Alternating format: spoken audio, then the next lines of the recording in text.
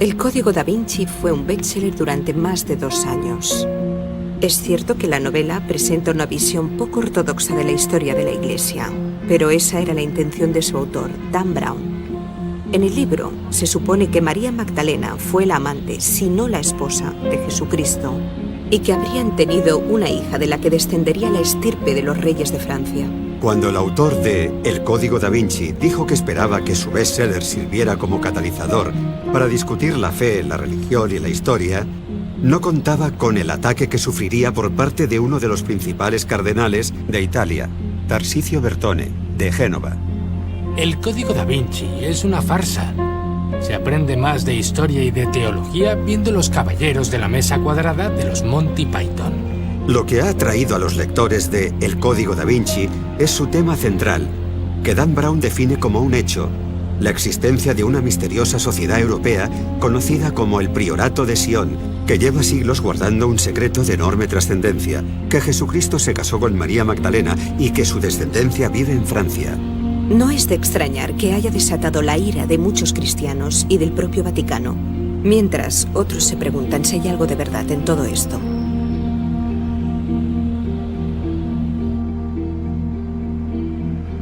¿Cree el Priorato de Sion o tiene pruebas de que Jesús se casó con María y tuvieron hijos? Sí. La respuesta más corta es sí. ¿Existe un linaje de Jesús y María? Existe un linaje de Jesús y María, efectivamente.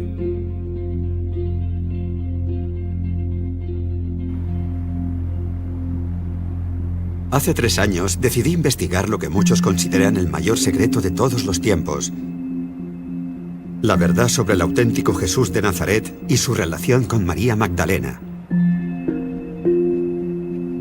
Yo no soy arqueólogo ni historiador, solo soy un director de cine fascinado por las enormes implicaciones de esta historia. Y me planteo las mismas preguntas que mucha gente sobre el Jesús de la fe versus el Jesús de la historia. Según el Vaticano, la idea de un matrimonio con descendencia es descabellada. Pero llevo toda la vida investigando historias que muchos consideraban inciertas o imposibles de resolver, y esta no era distinta. Simplemente las probabilidades eran mayores. Es un tema oculto, ¿verdad? Podríamos decir que es... Sí, es una historia tan arriesgada que nadie se atreve a contarla.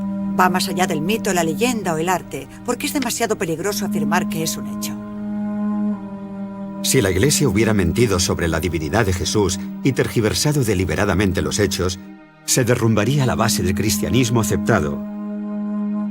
No me convencía la versión que da la Iglesia de los hechos, ni tampoco la de toda una conspiración sobre el linaje.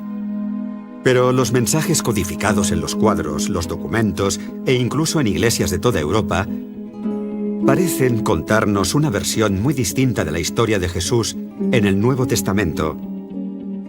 Fíjese aquí, están cogidos de la mano. De la mano derecha, un elemento Sí. clave en la liturgia del matrimonio. Parece embarazada, ¿no? Desde luego. A mí me lo parece. El éxito del Código da Vinci ha puesto en conocimiento del tema a tanta gente que ahora hay que zanjarlo de alguna forma, o bien demostrar que es falso, o bien demostrar que es cierto. De ser cierto, quería encontrar pruebas de peso. Documentos o incluso reliquias que arrojaran una nueva luz sobre la idea de un linaje. Cualquier otra cosa no bastaría. Sabía que las posibilidades eran mínimas. Lo más normal era que cualquier prueba útil se hubiera echado a perder, hubiera sido destruida o confiscada por el Vaticano. Utilizan el poder, el dinero, la manipulación. Son expertos en todo eso. En el archivo del Vaticano hay cosas que todos daríamos cualquier cosa por ver. Pero se rumoreaba que algunas de las pruebas habían sobrevivido desde hacía siglos, bajo la protección de una sociedad secreta llamada el Priorato de Sion. Bruce, sé que estás ahí. No acudas a la cita de esta noche, ¿vale? Hola. Hola, Buenas noches. encantado. Voy con un par de cámaras. ¿Podemos subir? Sí, no hay problema. Subid, chicos. El Priorato de Sion existe hoy en día. Es una sociedad secreta.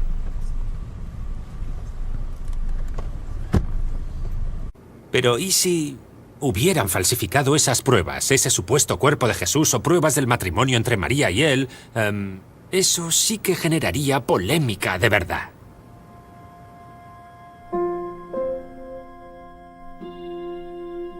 En 1979, el gran maestre del Priorato de Sion, Pierre Plantard de Saint-Clair, afirmó que los primeros reyes de Francia, los merovingios, contrajeron matrimonio con los descendientes de Jesús y María Magdalena, creando la Sang Real, un linaje real, el verdadero Santo Grial. En esto se centra el bestseller El Enigma Sagrado, primer libro que acercó estas ideas al gran público y que más tarde inspiraría El Código da Vinci de Dan Brown. No hay ninguna duda de que el Priorato de Sion existe, y según consta oficialmente se fundó en 1956. Ese hecho es innegable. Tiene una historia que contar. Y la pregunta no es si la sociedad existe o no, la pregunta es si la historia es válida en realidad, o, por ejemplo, no es más que una burda invención. ¿Puedes responder a eso? Bueno, por lo que he investigado, tengo mis dudas. Porque por un lado es cierto que hay muchísima mitología y simbolismo en torno a las palabras y a las ideas. Se juega mucho con eso. Pero por otro, hay un plano general que engloba toda la historia.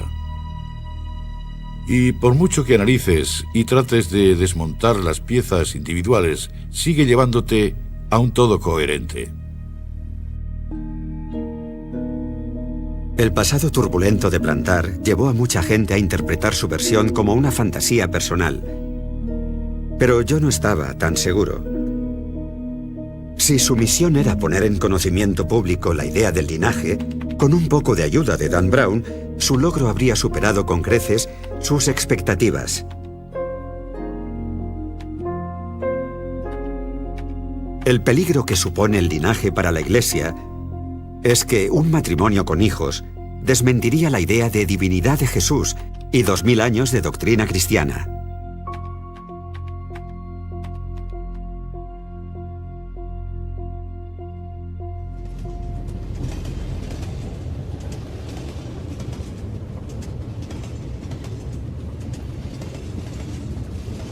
Pierre Plantard murió en el año 2000, pero había pruebas de que el priorato seguía activo.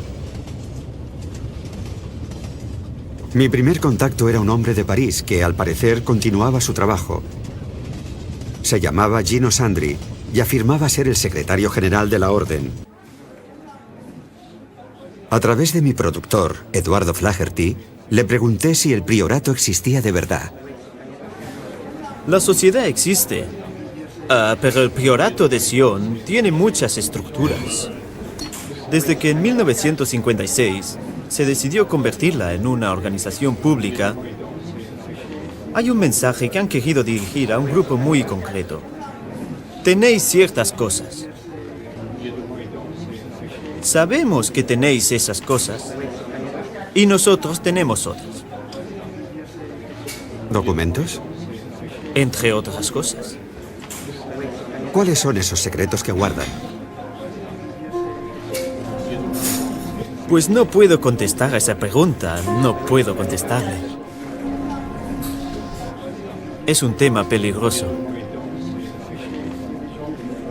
Existen dos organizaciones, el Priorato de Sion y la Iglesia Católica, el Opus Dei. Los buenos y los malos. Solo le diré una cosa. puedo asegurarle que hay obras de arte codificadas. Pero para entenderlas, hay que saber descifrar el código.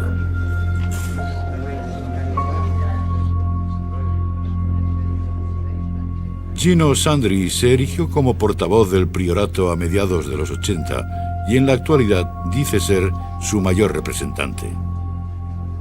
Ha emitido varios comunicados de prensa en nombre de la organización y de sus palabras se desprende que el priorato sigue operativo. He intentado contestar a todas sus preguntas, intentando no darle la verdad,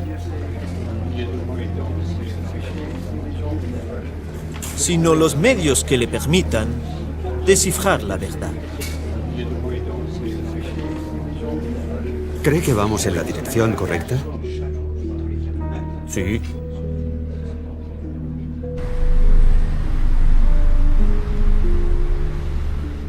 Al final de la entrevista, con las cámaras ya apagadas, un hombre que estaba al fondo del café se acercó. Escribió algo en un papel y se lo entregó a Sandri. No sé quién era ni qué escribió, pero la reacción de Sandri era evidente. ¿Estás en peligro, Gino? ¿Crees que estás en peligro?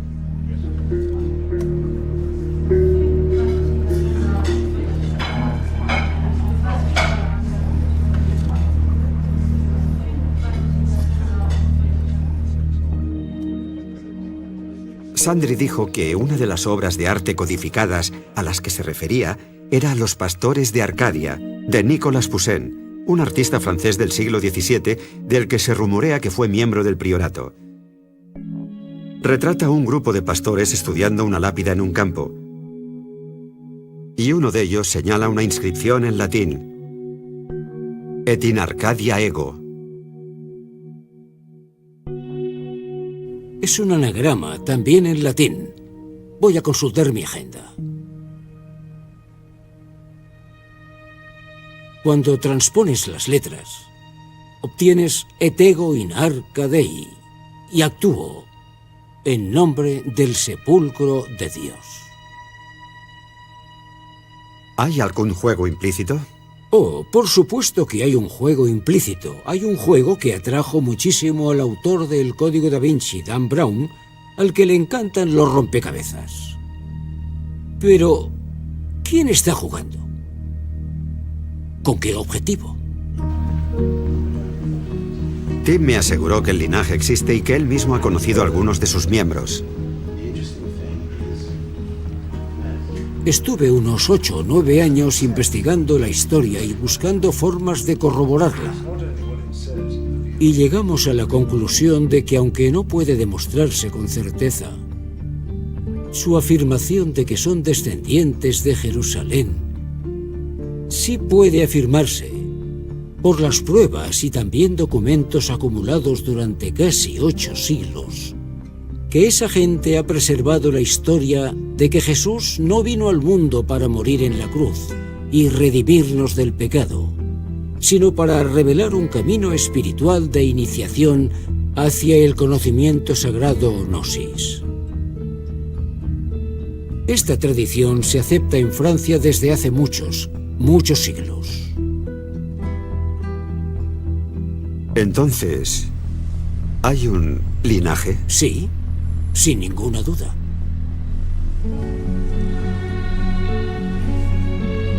De ser cierta la existencia de un linaje de Jesucristo, seguro que la Iglesia Católica procuró eliminar a todos los miembros, a todos los que los conocieran, a quienes supieran quiénes eran, pensando que haciéndolo podrían deshacerse del problema. Intentaron deliberadamente evitar que la gente se hiciera eco de versiones alternativas de la vida de Jesús. Fui al archivo de París para ver qué más podía averiguar del priorato de Sion. En la sala de reprografía encontré un documento llamado Le Serpent Rouge, la serpiente roja. Me dijeron que podía contener una referencia codificada al linaje, a través de temas históricos. Se hablaba de la reina del reino perdido, enterrada en el subsuelo, en un nuevo templo de Salomón, llamada Magdalena. Parecía referirse a la tumba de María Magdalena. Y en un giro extraño y siniestro, los 3 supuestos autores del documento aparecieron muertos en cuestión de 24 horas, unas semanas después de que apareciera en la biblioteca. ¿Los asesinaron por revelar los secretos? Y en ese caso, ¿quién fue?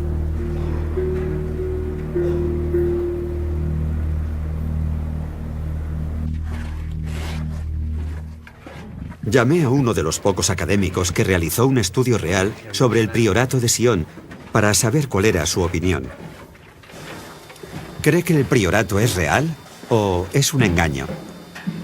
Esa pregunta no se puede contestar con un simple sí o un no. Creo que mucha de la información que aparece en los documentos del priorato no es cierta, es engañosa. Presenta una historia falsa de la organización. Pero la pregunta ¿es todo un engaño? Algunas de las afirmaciones de los documentos del priorato están contrastadas.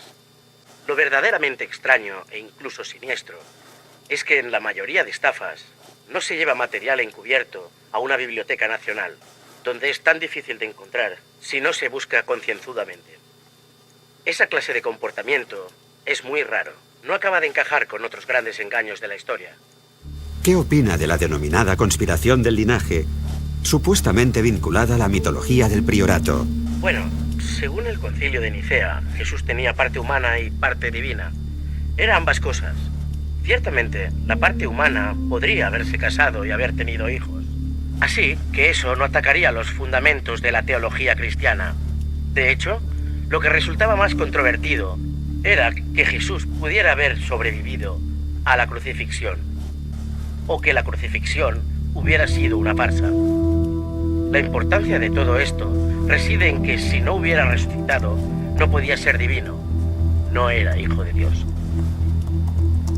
Robert Howells es un experto en búsqueda de datos e investigación, especializado en masonería y sociedades secretas, incluida la del priorato de Sion. Después de pedirle que intentara establecer contacto con el círculo interno del priorato, comenzó a recibir emails detallados.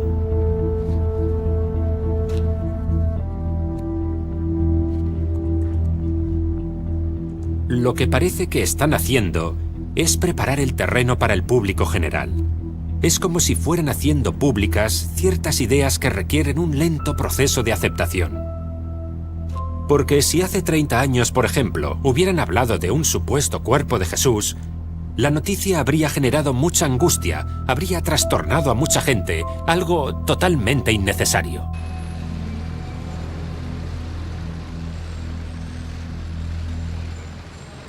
Llevan ya un par de semanas escribiéndose emails. La buena noticia es que el contacto de Rob en el priorato, por fin, ha aceptado reunirse conmigo en persona. Sigo sin saber quién es en realidad. No sé por qué ha aceptado verme, ni lo seguro que será, pero creo que merece la pena asumir el riesgo. Si el contacto de Rob pertenece al círculo interno del priorato, será la primera vez en 30 años que se graba a alguien de esa importancia. Podría ser un éxito. Nos ha pedido que no llevemos cámara, pero cogeré la grabadora igualmente y haré lo que pueda. Tu actitud es crucial en esto. Absolutamente crucial. Sí, tu intención. La manera en que trates las cosas, el tratamiento de la información es imperativo. Sospecho que hay mucho más por descubrir en los alrededores de Rennes-le-Château. Podría darse la situación de que alguien encontrara algo, como esa tumba, o incluso unas pequeñas catacumbas, y descubriera algo de un impacto global.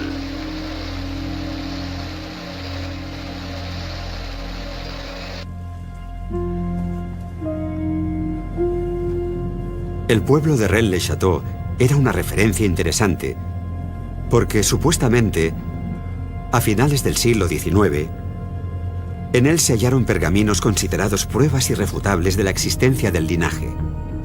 Pero según fuentes de esa época, el Vaticano no tardó en movilizarse para eliminar el hallazgo, pagando al sacerdote que los encontró, y nunca se volvieron a ver. El nombre del sacerdote les resultará familiar a los lectores de El Código da Vinci, Berenguer Saunier.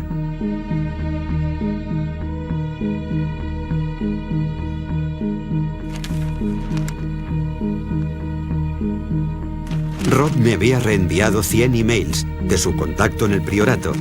Sus afirmaciones y datos eran fascinantes, pero ¿era verdad algo de aquello? ¿Cree que es miembro del priorato de Sion? Sin ninguna duda es miembro del priorato de Sion. He visto pruebas suficientes. Hemos tenido muchas conversaciones. El material que me ha facilitado no solo demuestra que es una fuente fiable y que está muy metido en la organización, también manifiestan que el priorato tiene un enorme flujo de información interna sobre el misterio de Rennes-le-Château.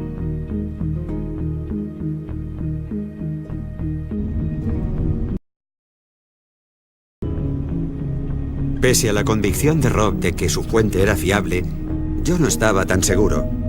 ¿Cómo sabía que ese hombre no se lo estaba inventando todo? Pensé que una solución sería ponerlo ante la cámara, bajo los focos, y ver cómo reaccionaba y qué decía. Así que, después de negociar durante semanas cómo y cuándo, Rob concertó una cita con él.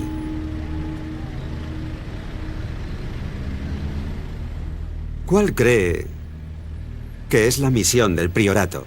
El priorato de Sion está haciendo propaganda alusiva a la idea de que existe ese linaje real. Están revelando información a un ritmo prudente. Están aireando información con el fin de que la absorba el público en general. Así que, en realidad, no importa que el mensaje pasara de los templarios a la Orden de la Rosa Cruz y en la modernidad al priorato de Sion. Todos transmiten la misma tradición. Luego, en su esencia, son la misma sociedad, el mismo grupo, la misma conspiración. Como seguía escéptico sobre la fuente, investigué el pasado de aquel hombre con un investigador privado.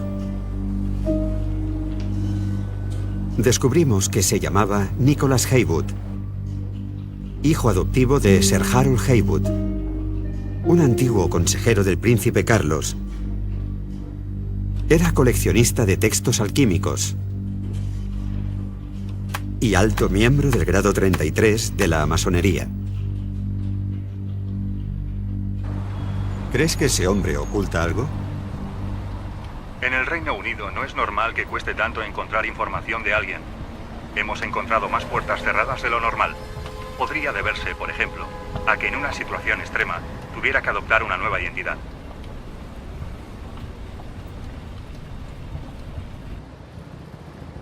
¿Es usted miembro del priorato de Sion? Tengo amigos en el priorato de Sion. Yo hablo en su nombre.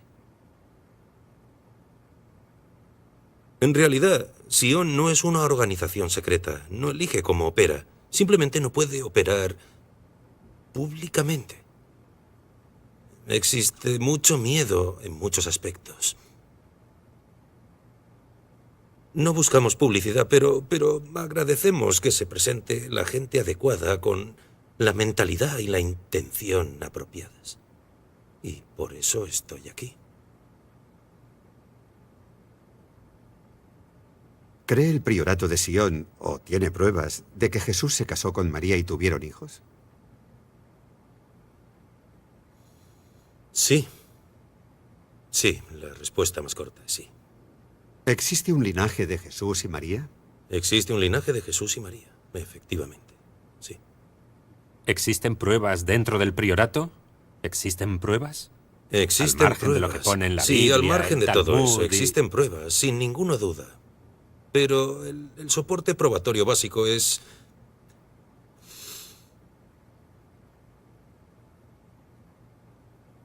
Bien, decía que el soporte probatorio básico es una serie de cosas que se conservan juntas. Objetos. Pero no voy a dar detalles ni explicar de qué objetos se trata. Son incuestionables. ¿Están en manos del priorato? Su paradero está en manos del priorato, sí, eso es. ¿María Magdalena vino a Francia?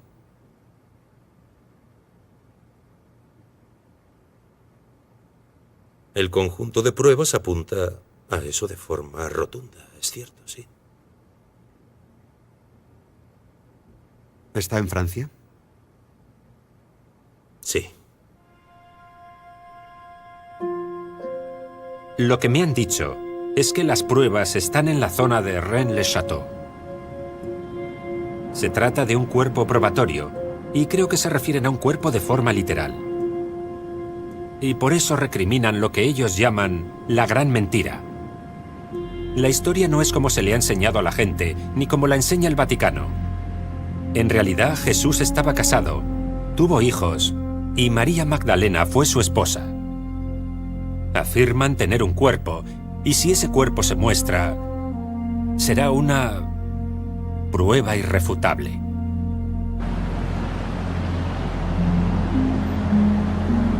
Tiene un mensaje nuevo. Hola, Bruce. Soy yo. Escucha, cuando hemos revisado tu móvil y están casi seguros, los técnicos están casi seguros de que te lo han pinchado. No me preguntes cómo funciona, pero los chicos también están intentando investigar ese ruido del teléfono de tu hotel. Ese pitido. Y dicen que lo más probable es que esté pinchado también. Ten mucho cuidado. Llámame cuando puedas. Espero noticias de cómo ha ido tu cita. Ten cuidado. Adiós.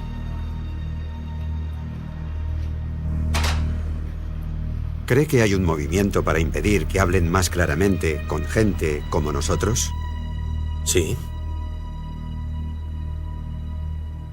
Hay quien se alegra y hay quien no. ¿Y cree que esa gente estaría preparada para dar un paso extremo con tal de impedirlo?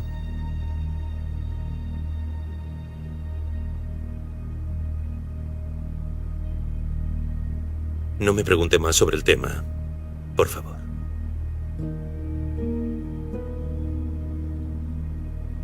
Este último año se han producido 3 muertes de miembros de Sion. Todas ellas son sospechosas, y todas ellas por causas idénticas. ¿Cuáles? Hemorragia cerebral o derrame. En el marco de la sociedad secreta, el entorno masónico, una hemorragia cerebral es, por ejemplo... ¿Indicativa del uso de cierto veneno? Sí, así es.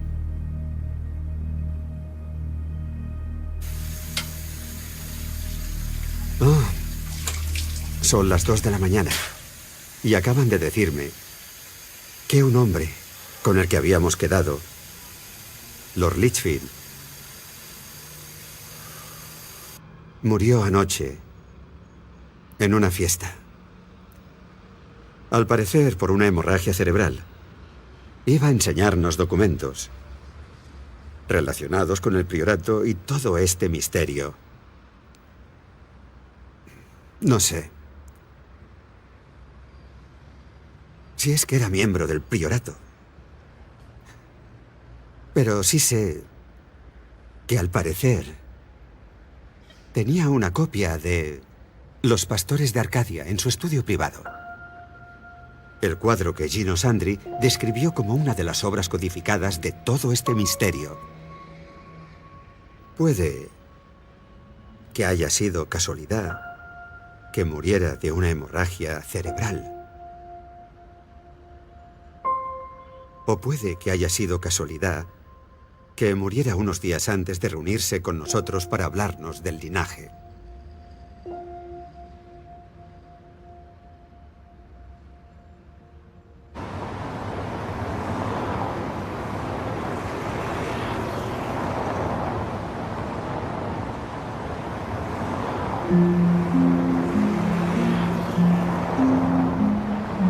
Si estaban asesinando a miembros del priorato para impedir que revelaran información, era posible que también intentaran detenerme a mí. Contacté con un miembro de una importante logia masónica de París para averiguar qué sabía sobre el priorato y el linaje. Aceptó hablar conmigo con la condición de que no revelara su identidad.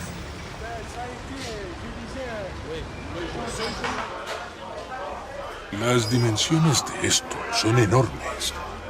Hay toda una red de logias masónicas vinculadas al Vaticano, a la CIA.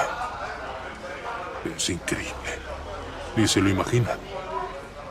Es gente muy influyente, Bruce. Son capaces de todo con tal de proteger sus secretos. Mataron a Roberto Calvi en Londres porque iba a hacerlo todo público. Es real. La idea del linaje es real. Y no creas que no serán capaces de matarte para seguir encubriéndola. De acuerdo. Puedo decirte que todo está relacionado con Rennes-le-Château.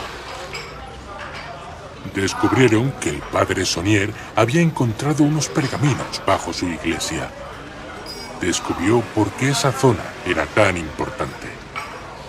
Entiendo.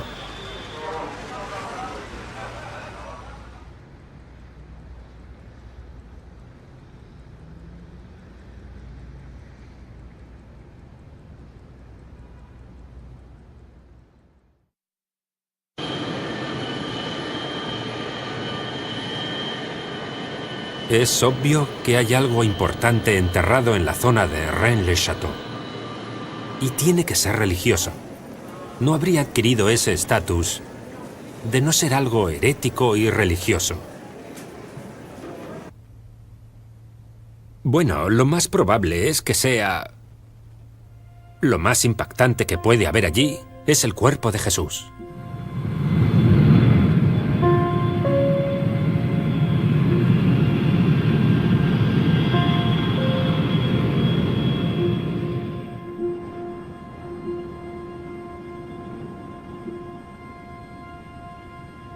Es aquí.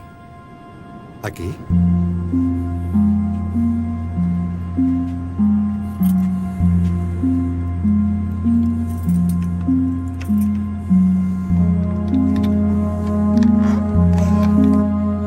Lo que encontró el sacerdote bajo su iglesia a finales del siglo XIX es uno de los grandes misterios del suroeste de Francia. Ah, ya entiendo. ¿Sí, entiende? Sí. Los rumores apuntan a que encontró pruebas rotundas del linaje. Puede que incluso las tumbas de Jesús y María Magdalena. Y nadie más las ha visto. Alain Feral, un artista y escritor local, tenía las llaves de la iglesia y accedió a enseñarme el punto en el que hizo su descubrimiento el sacerdote. Me contó que durante las obras de reforma de la iglesia, Saunier descubrió una escalera que descendía a la cripta, escondida tras una puerta falsa de su armario. Sígame, por favor, es aquí dentro.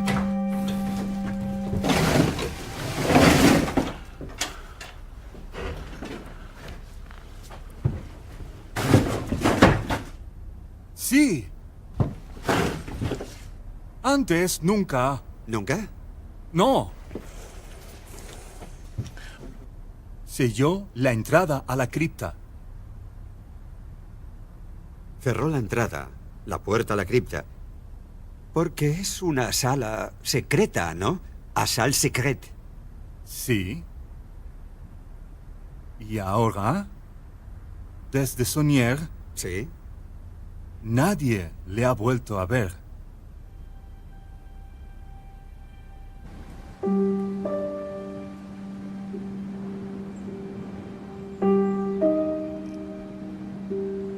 Fui a ver al alcalde de Rennes-le-Château para ver si era posible excavar el suelo para acceder a esa sala secreta.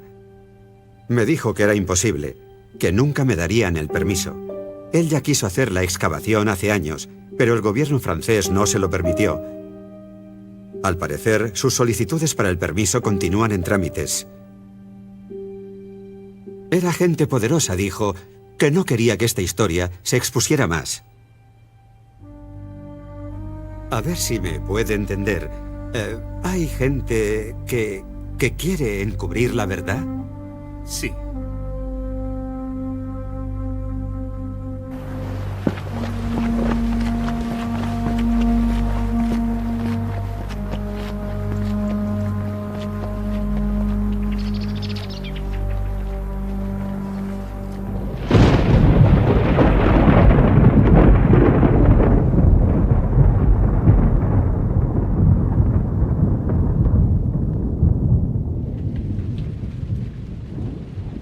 Bueno, creo que el sacerdote, sin duda, descubrió una tumba o tumbas, o bien bajo la iglesia, o bien a través de una entrada bajo la iglesia.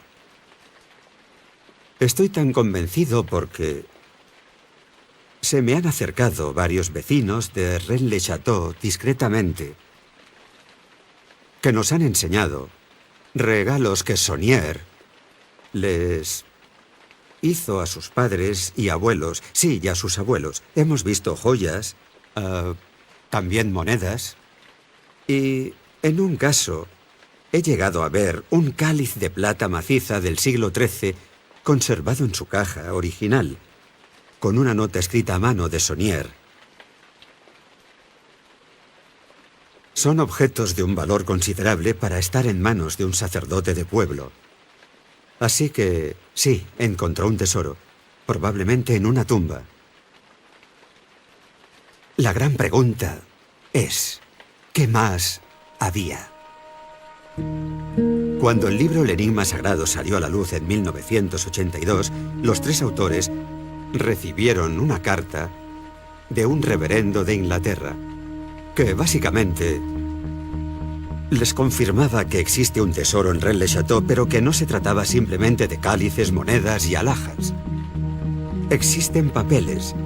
El padre Saunier encontró papeles que aportan pruebas irrefutables de que Jesús seguía vivo en el año 45 después de Cristo. En otras palabras, papeles que desmontan la base de la doctrina cristiana al afirmar que no murió en la cruz y por tanto que no resucitó, por lo que no sería un ser divino. El reverendo les dijo que sabía todo aquello por un sacerdote que había tocado y traducido esos pergaminos en la iglesia de San Sulpicio, en París.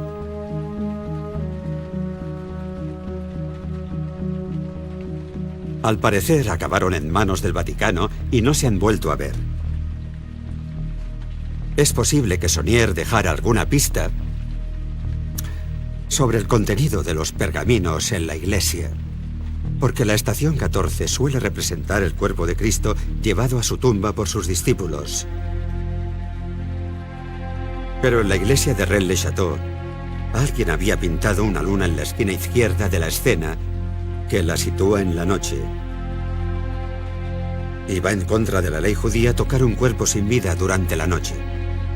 Así que podría interpretarse que no están tocando un cuerpo sin vida porque Jesús seguía vivo. Al margen de todo, es una hipótesis fascinante. Si la sitúas en el marco de la carta que recibieron los autores del Enigma Sagrado, en la que se afirmaba que Saunier había hallado pergaminos que probaban de forma irrefutable que Jesús no había muerto, no es tan descabellado decir que esa luna fuera un mensaje sutil que dejó el sacerdote para que sobreviviera a él y nos inspirara todas estas preguntas unos 100 años después.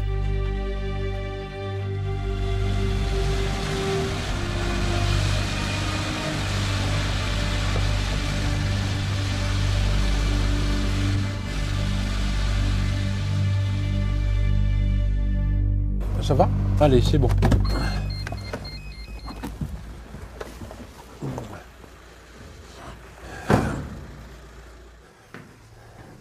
Recibí la llamada de un vecino que se enteró de mi investigación y me dijo que tenía algunos de esos pergaminos que el sacerdote encontró bajo la iglesia. Sabía que podía ser un fraude, pero tenía curiosidad por ver lo que tenía, así que acepté reunirme con él. ¿Son realmente tan antiguos? Son los pergaminos encontrados en Rennes-le-Château y que han conservado los sacerdotes a lo largo de los siglos para transmitir el gran secreto. Era el secreto de la región, el secreto de los cátaros y también el secreto de la propia iglesia. Según los pergaminos, el secreto era que Jesucristo no había muerto en la cruz. Había huido de Jerusalén hasta el sur de Francia con María Magdalena y sus hijos. Aparentemente, solo contenían pasajes de la Biblia en latín, pero utilizando este código para descifrarlo, aparecía un nuevo texto secreto.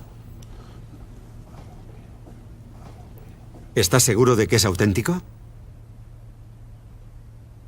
Estoy totalmente convencido. Más que eso, estos papeles son incuestionables, sí. ¿Y de qué época datan estos documentos? Los más antiguos datan de la Revolución Francesa. ¿Son la clave de un mapa? Sí. Es un mapa simbólico, sin duda. Sí, es un mapa simbólico. ¿Acaso María Magdalena está enterrada en algún punto de este mapa? Sí, por supuesto. Y Jesucristo también.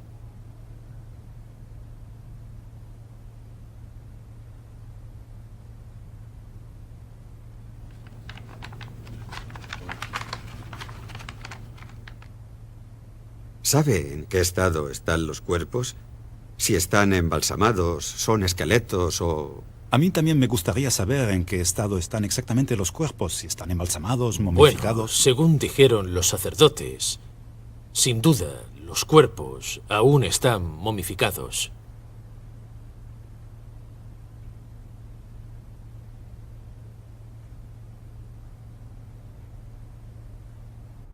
Creo que me están llevando a pensar que tienen el cuerpo de María Magdalena.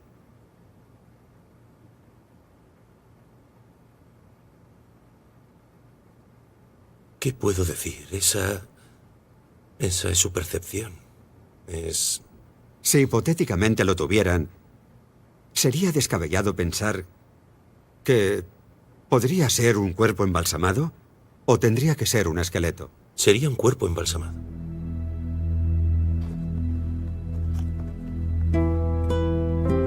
Los pergaminos revelaban que los cuerpos embalsamados de María Magdalena, de Jesús y de sus hijos fueron enterrados en un templo subterráneo cerca de Rennes-le-Château.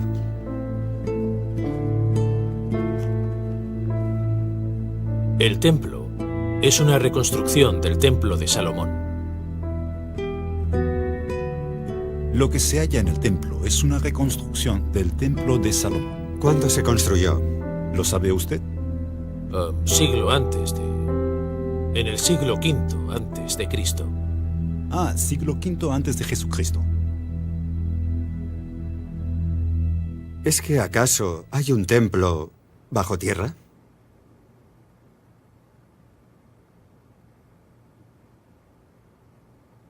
Sí, es cierto. Actualmente tiene un acceso abierto. Uno de 12.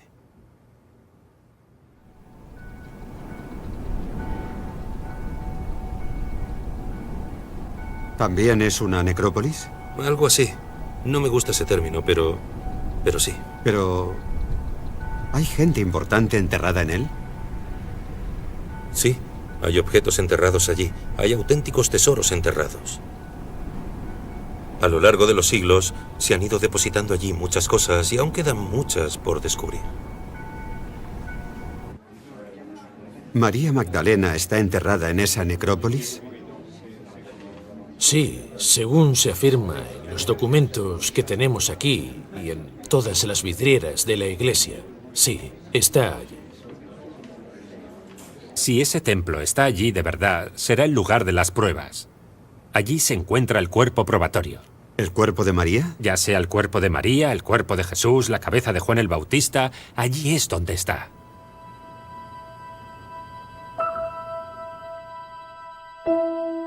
El priorato afirma que hace unos años se produjo un robo en una de sus direcciones de París y yo creo que es posible que así consiguiera ese hombre los pergaminos, que se trate de los pergaminos originales que encontró el sacerdote en Rennes-le-Château o de falsificaciones modernas. No tiene importancia mientras la información sea cierta. ¿Pero lo es? ¿Huyeron María y Jesús a Francia con sus hijos y están aquí enterrados? Había una fuerte creencia local de que así fue y de que hay algo sagrado en la zona de Rennes-le-Château.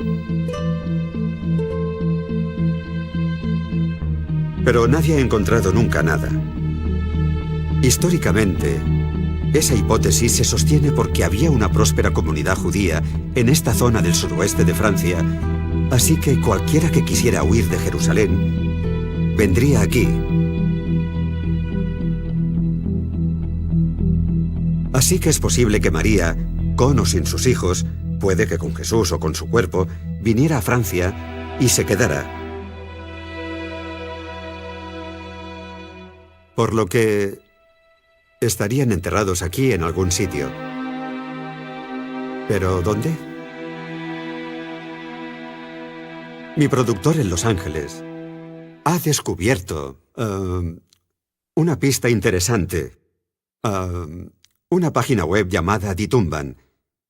El administrador afirma haber encontrado la tumba de un caballero templario cerca de Rennes-le-Château, relacionada con todo el misterio de Saunier. En la página pueden verse fotos de la tumba y parece haber un cuerpo bajo un sudario con la cruz roja de los templarios estampada. Y hay cofres y otros objetos en la tumba. En mi opinión, parece un set de rodaje. Lo encuentro demasiado perfecto para ser cierto. Soy muy escéptico, pero merece la pena comprobarlo. Y René ha concertado una cita mañana por la noche. En el pueblo de al lado veremos qué tiene el hombre de la tumba.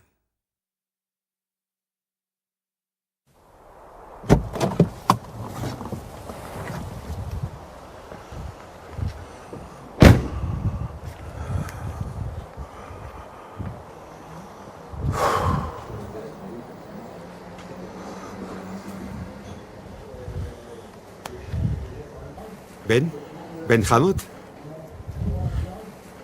El hombre con el que había quedado dijo llamarse Ben Hamot. Un anagrama de Tumban. Está en el puente. Voy a por Se él. le conoce por ser muy cuidadoso con su seguridad, tanto que aunque pidió reunirse conmigo en este bar, envió a su hermano por él.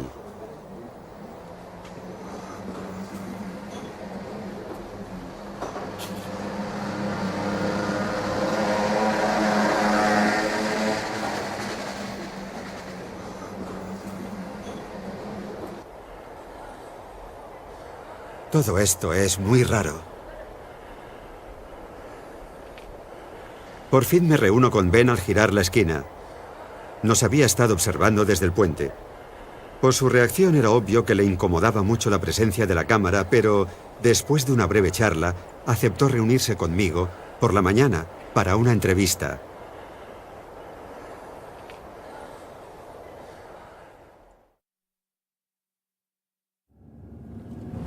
Creo que vamos bien. A ver.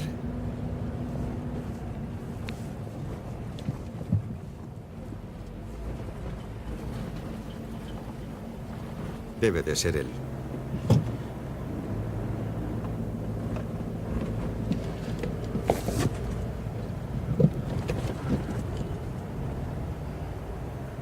¿Se habrá quedado dormido?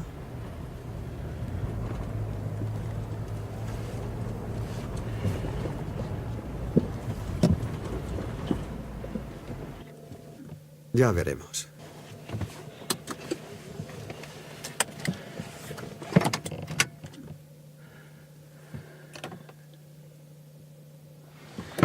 Voy a ver. A ver qué pasa.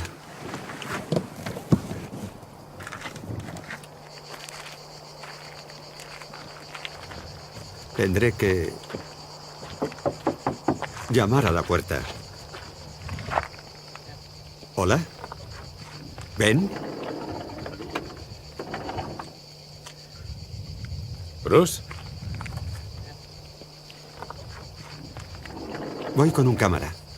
¿Puedo pasar? ¿Vives aquí? Hogar, dulce hogar. Me contó que vino por primera vez a esta zona en 1999 con su hermano, en busca de un tesoro que habían visto en un documental de la BBC sobre Rennes-le-Château. Se pasaron días enteros en la iglesia buscando claves y mensajes secretos en las estatuas y los murales. intentando descifrar lo que consideraban un mapa secreto.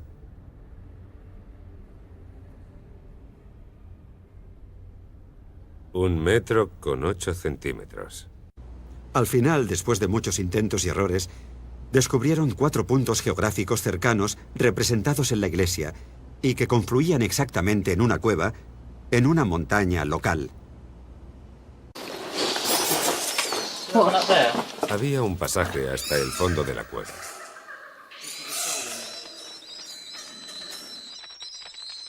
Fíjate. Acerca la cámara y grábalo. Íbamos a explorarla, pero estaba llena de arañas. Había muchísimas.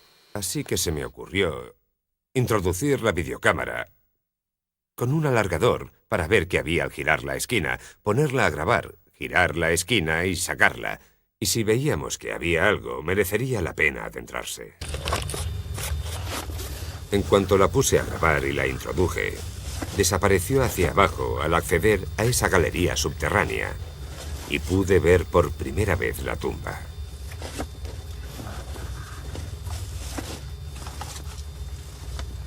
Después de un rato, enfoqué una linterna hacia abajo. Le diste algo de luz. Sí. ¿Qué crees que hay allí? ¿Qué crees o quién crees que hay allí? No lo sé. Parece el enterramiento de un templario. Obviamente, no lo sabremos hasta que entremos, pero... ¿Pero es real? Pero es real, sí. Sin forma de acceder a la tumba y temeroso de revelar su paradero a nadie, Ben deliberó su descubrimiento unos días antes de volver a Rennes-le-Château.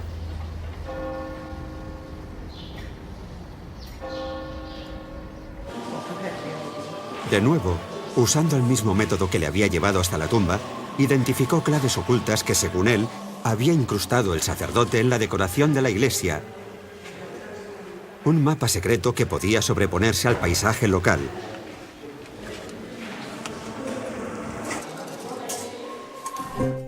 Y 2 con 1, yo creo.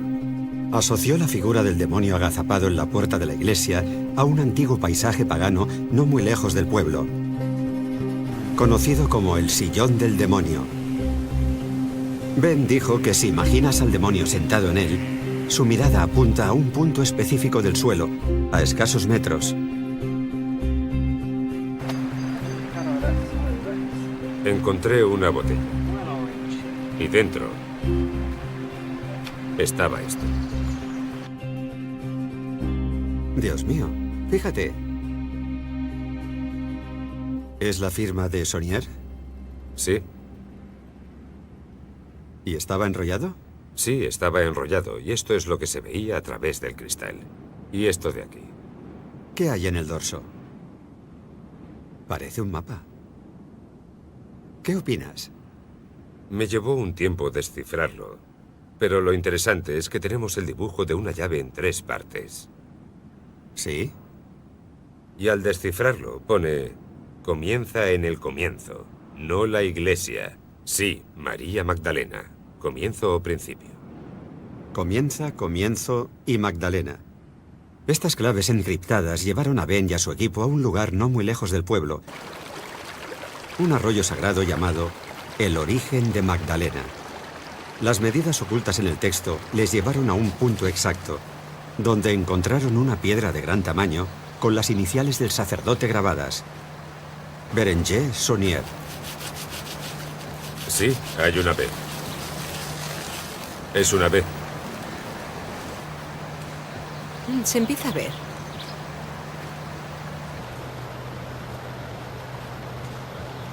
Una B y una S. Sí. Seguimos el arroyo, dentro de un radio marcado.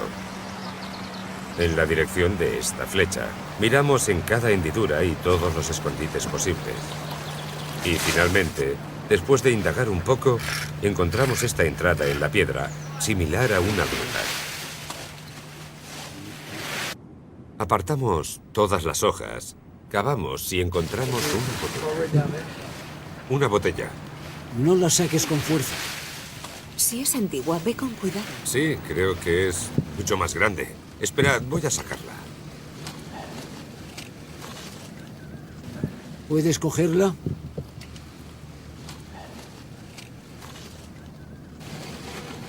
Tiene el cuello mucho más ancho. Ve con cuidado, no te hagas daño.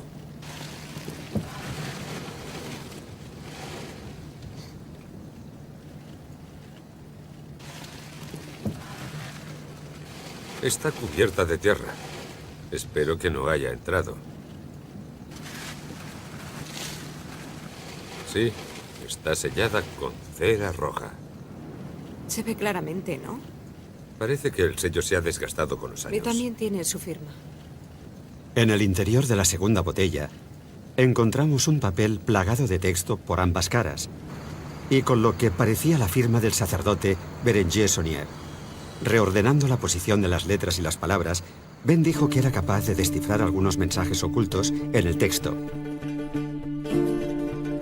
He entrado en el túnel de la montaña y he encontrado las tumbas de los caballeros del templo y la cruz. Los caballeros guardaban un gran secreto en manuscritos que he encontrado. Los enemigos no son los herejes, sino la Iglesia de Roma. He abandonado y renunciado a mi falsa iglesia. He hecho lo que he hecho para preservar el secreto. Puede que en el futuro llegue el momento de revelar el secreto.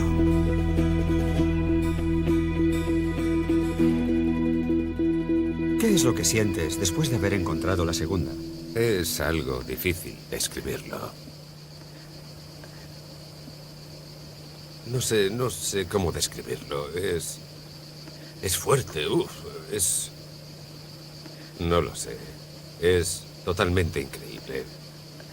Parecerá un tópico, pero te produce escalofríos. Después de resolver dos partes de la clave, Ben descifró el acertijo de la tercera y última pista. Entra en la cueva entre el pie negro y el casco para revelar el punto en el que Cavar está el muchacho arrodillado. El pie negro, el muchacho arrodillado y el casco estaban representados en las estaciones de la cruz en la iglesia de Rennes-le-Château. Esto nos llevó a una roca con forma de casco conocida localmente como El Guardián, en una montaña no muy lejos del pueblo.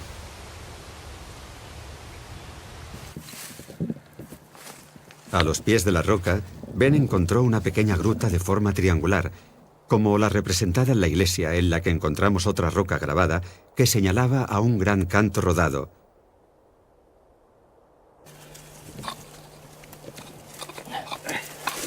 Cuidado con los pies. Mira aquí. Debajo hay una botella. Es extraordinario. Vaya descubrimiento. Otra botella enterrada. Hay una botella, Sandy. La botella estaba debajo de la piedra que casi aplasta a Ben. ¿Ben? Sí, en serio.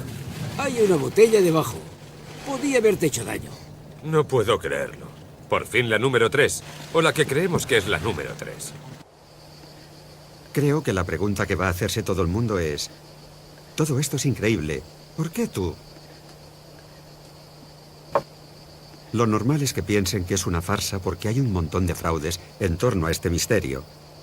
Sí, pero no es ninguna farsa. Yo no las he enterrado. Creo que Saunier fue el responsable de esto. Sabemos que siempre paseaba por la zona. Pudo aprovechar para hacer esto. Buscar cosas, esconder otras. Tenemos fotos suyas en algunos de los puntos donde encontramos las botellas.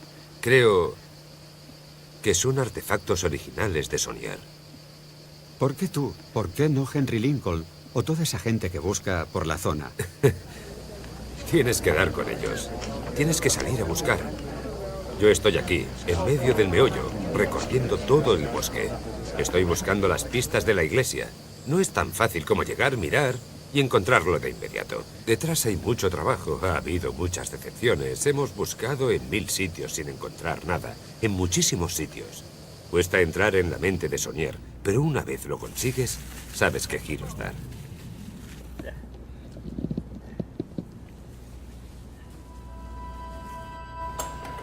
No lo fuerces demasiado. Ten cuidado, has forzado el papel, lo has arrugado. No, voy a romper el corcho. Cuidado. Así creo que romperás el papel. No De lo la otra hagas, forma, por favor, lo no lo sacarás hagas. también. No hay que romper la botella. No. ¿Puedo abrirlo y ver qué hay dentro? Sí. No puedo creerlo. La Préhistoire. Creo que significa la verdadera historia de la crucifixión y la resurrección. Jesús no murió en la cruz, sino 22 días después. La resurrección de Jesús fue una farsa. Fue María Magdalena quien se llevó su cuerpo de la tumba. Engañaron a los discípulos. Más tarde, el cuerpo de Jesús fue descubierto por los templarios y lo escondieron 3 veces. En Roma saben toda la historia, pero no pueden consentir que el secreto salga a la luz. Amenazaron de muerte si se revelaba la ubicación de la tumba.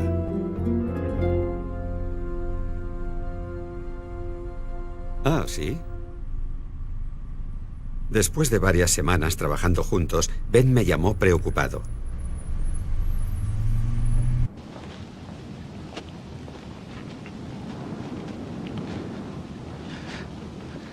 Gracias por venir, Bruce. Me lo estoy pensando mejor. Empiezo a estar preocupado por la grabación y todo eso, por todo lo que ha ocurrido en el pasado. Paseemos. ¿Qué ha ocurrido en el pasado? Bueno, cuando estuve en Rennes-le-Château, cuando descubrí la tumba, me cortaron los frenos de la caravana. Tuve que dejarla en un camping toda la noche y alojarme en un hotel. Ya. Pero cuando volví por la mañana, alguien había entrado. No es muy complicado. Solo hay que empujar la ventana y meter el brazo. Pero se llevaron un rollo de película y una cinta de la cámara de vídeo. Aunque dejaron la cámara y la de recambio. Y una semana después, esa persona se presentó en mi casa. Me dijo que venía de parte de un conocido mío en Francia. Pero resultó que en realidad quería información sobre, ya sabes, cómo lo había encontrado todo, dónde estaba y todo eso. Intenté irme y al final pude cerrar la puerta. Pero me preocupa que pueda volver a pasar. ¿Crees que estás desbordado? Sí, puede. Lo que voy a hacer, Bruce, es irme. Ya te llamaré, ¿vale? Vale. Bueno, amigo, gracias por venir. Ten cuidado, Ben. Tú también, Bruce.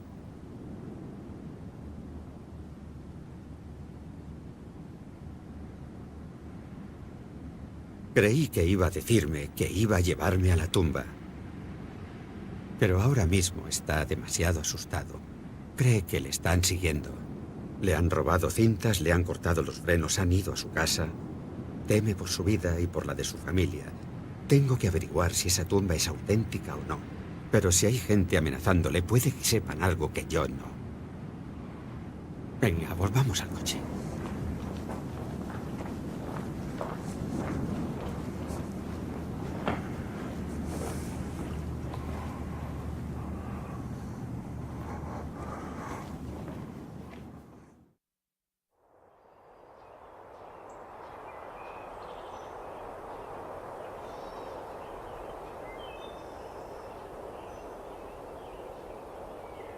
Aunque seguía preocupado por las amenazas, al final regresamos a la zona.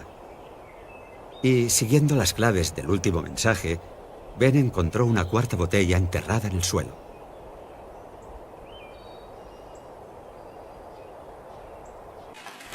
A ver.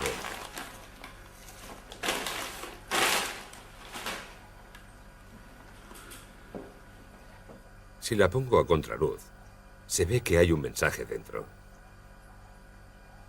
¿Ah, sí? Este también es grande, como el segundo, o eso parece. Creo que está enganchado al cuello. Está encajado en... La botella está moldeada por soplado. Tiene la boca grande. Sí. Voy a limpiarla primero. Le quitaré el polvo y la pondré bajo el grifo. Sí. Perfecto. Se ha roto casi por la mitad. No te habrá llegado ningún cristal, ¿no? Voy a tener que...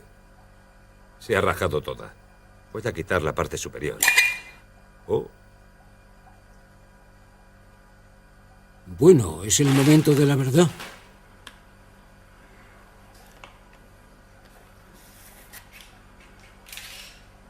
Eso es. Quitemos esto de medio.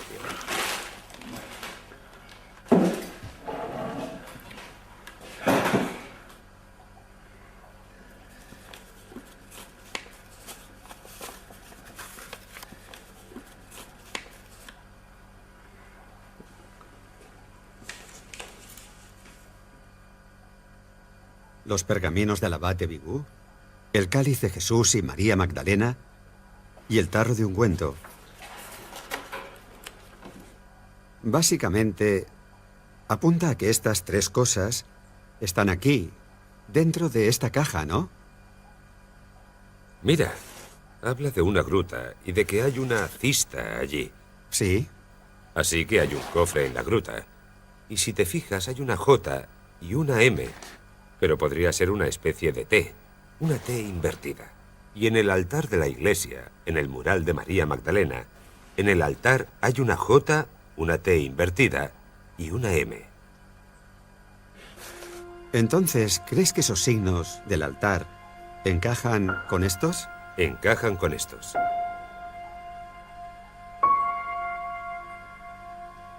¿Ella se encuentra en un sitio distinguido?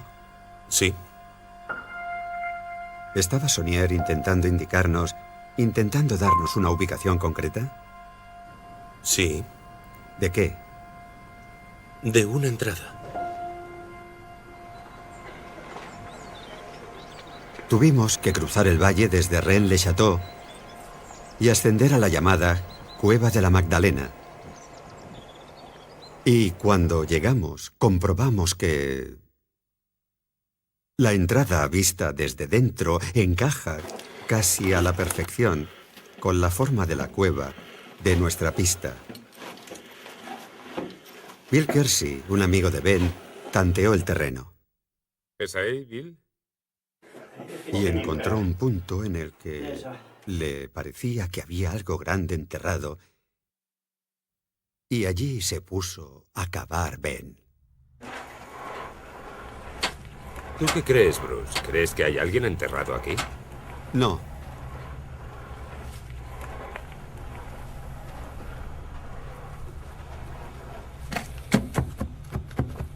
¿Lo oyes? Sí. ¿Qué crees que es? Por el sonido, yo creo que madera. Madera hueca, es lo que buscamos.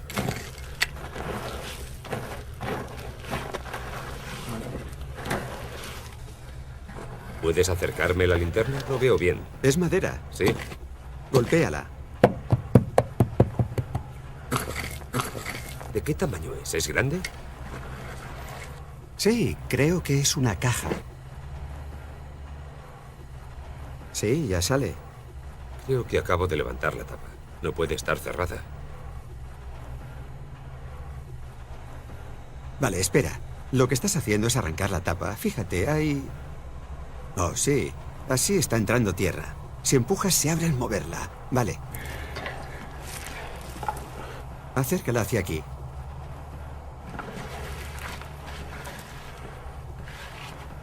Vale, Bill. No muy fuerte por si hay algo frágil dentro. Es increíble. ¿Cómo te sientes? Quiero abrirlo. ¿Lo podemos abrir aquí o...? Sí, por supuesto. ¿Entonces lo ves, Bill? Dame un segundo. Lo veo. Tengo una luz rara. Vale. Esta podría ser la primera vez en 100 años. Mira las bisagras, Bill. Es mejor que pare o romperé las bisagras. Voy a intentar levantarla.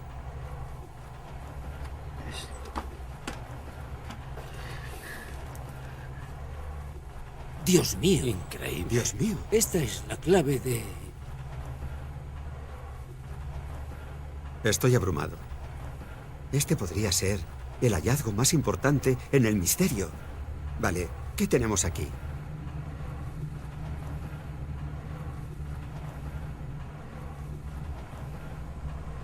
¿Qué tenemos aquí? Oh. Quiero coger el cáliz. Si es el cáliz de Jesús... Cuidado. No voy a soltarlo, se confundirá con una piedra. Vale. Tiene un poco de moho. ¿De qué está hecho? De cerámica. Cerámica. Tiene un canto partido. Y hay un pergamino. No lo abráis hasta que volvamos. Y las monedas. Sí. Tenemos que volver. Sí. Es antiguo. Sí. Y esto parece el tarro de ungüento. No sé qué decir. No hay palabras. ¿Cómo te sientes? Aún no puedo creerlo. No me parece posible.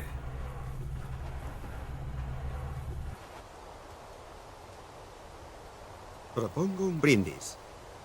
Por Ben y por su hallazgo del cofre. ¡Salud! Eso, brindemos. Brindemos. Si os parece, vamos a brindar por Saint Anthony, los hallazgos y por las cosas perdidas. ¡Brindemos! Sí. Salud, Saint Anthony.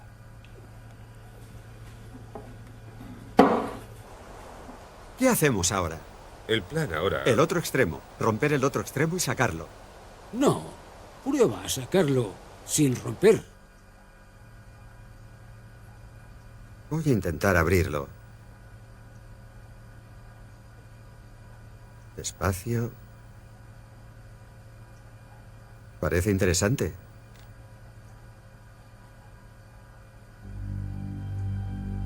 Iba a usar unas pinzas para desenrollarlo, pero mis dedos lo dañarían menos. Dentro del vial había un pequeño pergamino enrollado. Contenía un plano hecho a mano de la iglesia de Rennes-le-Château. Y había una flecha apuntando a una regalis cripta, una cripta real. En algún momento ha debido haber un cuerpo muy importante ahí abajo. Y, en vista de las leyendas que dicen que está enterrada en esta zona, puede que las dos M's se refieran a María Magdalena. Y de ser así, Saunier la habría encontrado y habría enterrado varias reliquias suyas en un cofre en el bosque, incluido el tarro de perfume que utilizó para ungir los pies de Jesús.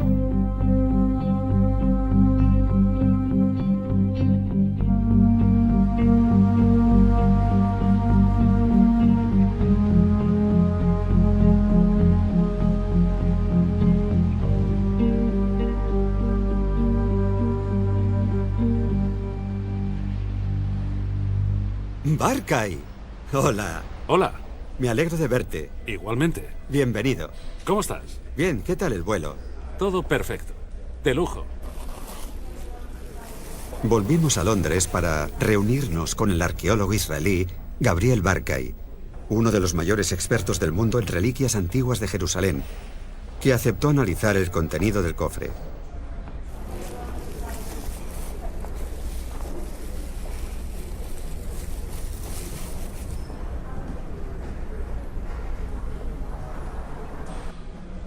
Hay una incrustación en el interior y también en el exterior, propia de los objetos de Jerusalén.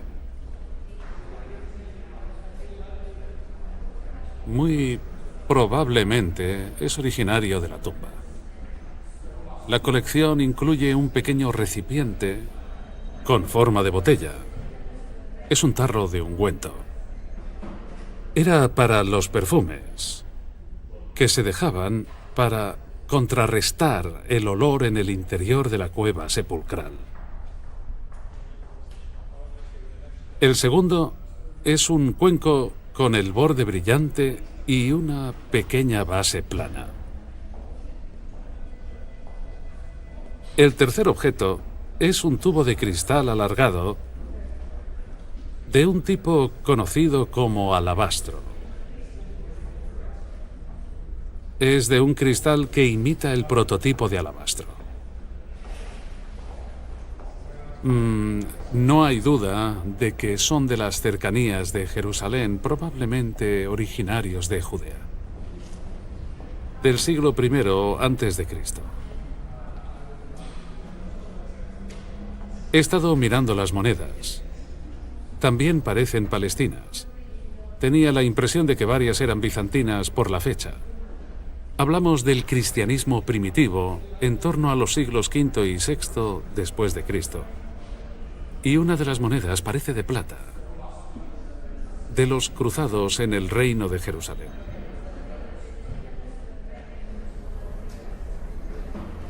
Esta es una pieza importante. Es una de las monedas de los procuradores romanos. En una cara se puede ver el sello de Jerusalén. Es uno de los procuradores romanos en una palma de Judea. Y en la otra cara la rama de palma. ¿De qué fecha es? Del siglo I. ¿Después de Cristo? Sí. Sí. Es muy interesante.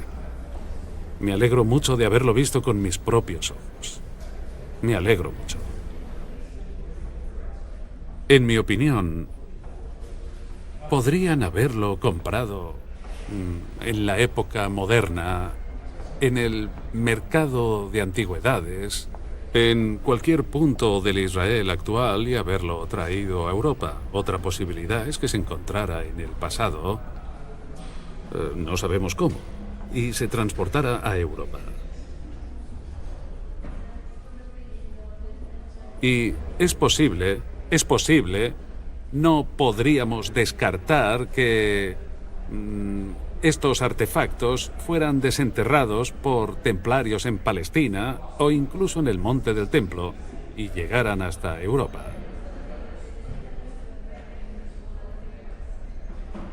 Los hallazgos de este cofre son muy intrigantes y, desde luego, uno puede dejar volar su imaginación. Pero si están relacionados con la historia de Jesús o no, el tiempo lo dirá. Muchas gracias. Mi productor en Los Ángeles recibió los resultados de la prueba del carbono 14 del laboratorio de la Universidad de Oxford, donde analizaron el pequeño pergamino enrollado en el vial.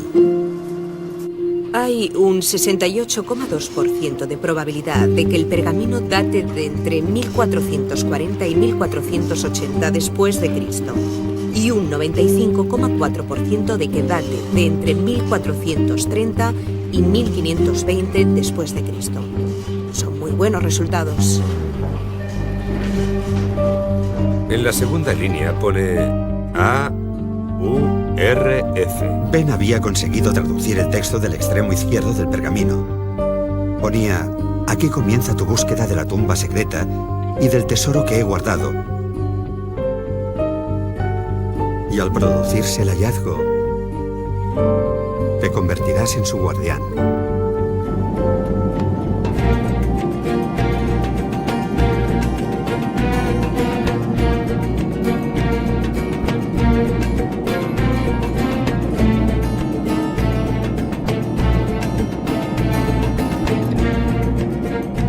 El cuenco, el pequeño tarro de ungüento y el vial de alabastro eran reliquias auténticas del siglo I, originarias de la zona de Jerusalén.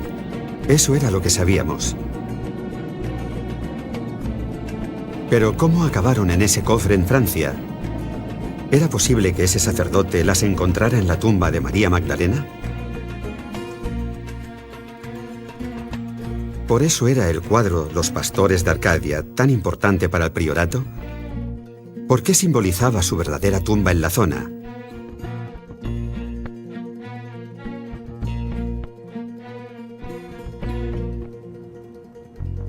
Cuando volví a Francia, llamé al hombre del priorato de Sion para ver qué opinaba del descubrimiento de Ben. Diga. Hola, Nick, soy Bruce. Hola, Bruce. Oye, me gustaría intentar volver a la base de todo esto. Claro, adelante. ¿Existe la tumba? Si existe, ¿qué tumba? ¿Cuál? ¿La de ella? La tumba de María Magdalena. Sí, existe. ¿Y está en la zona? Está en la zona. ¿Y usted cree que lo encontró en su interior? No se me ocurre en qué otro sitio pudo encontrarlo. Y era objeto de veneración por posteriores sectas, órdenes, etc. ¿Y el cuenco? Lo mismo. ¿Porque se celebraría el matrimonio? Desde luego. ¿Y los veneraban porque son un símbolo del linaje y del matrimonio? Sí. ¿Por qué nosotros? ¿Por qué hemos sido nosotros? Has enfocado esto de una forma distinta a cualquier otro grupo, cualquier otro individuo, cualquier otro equipo o investigadores. Estábamos esperando a que viniera alguien como usted. Si Nicholas Haywood tenía razón, y los objetos del cofre se sacaron de la tumba de María Magdalena ubicada en la zona, ¿qué relación había con la tumba que había hallado Ben? Según el padre Saunier, habría excavado la tierra para construir un pasaje en la montaña hasta la tumba del caballero templario, donde encontraría objetos preciosos, un tesoro y un cuerpo, los secretos sagrados y los objetos sagrados de los judíos. Si ves las imágenes de la tumba de Ben y analizas las palabras del sacerdote, no puedes evitar preguntarte si ambas cosas confluyen en el mismo punto. La pregunta es, ¿los restos bajo el sudario podrían ser los de María Magdalena?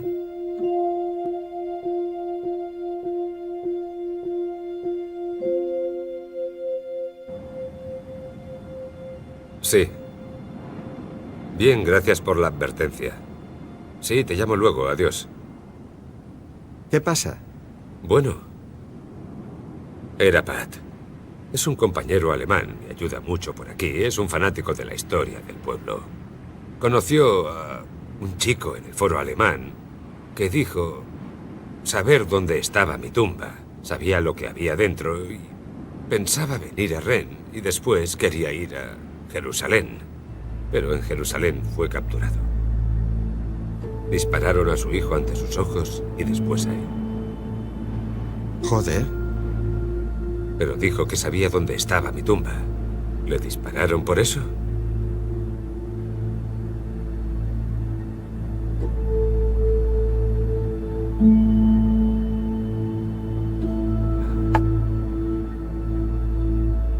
En los últimos años, ha habido varias muertes sospechosas relacionadas con el misterio de Rennes-le-Château. El hombre que compró la casa y la propiedad de Saunier en el pueblo murió en un accidente violento. Y tirotearon el coche del hombre que se la compró a él.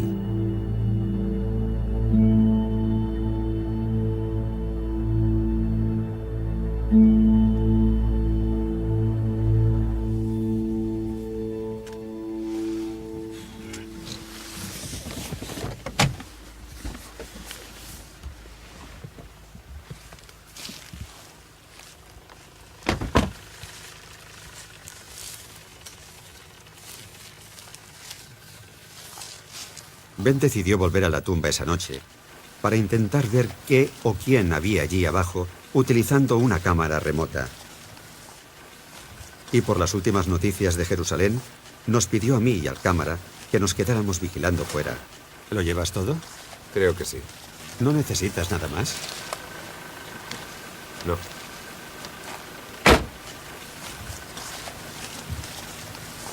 ¿Cuánto crees que tardarás? Bueno.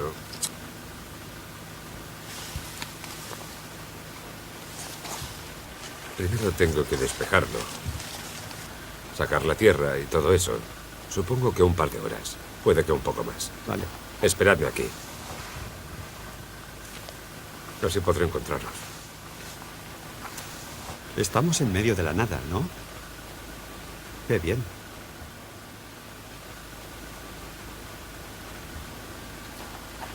Si oís algo entre los arbustos,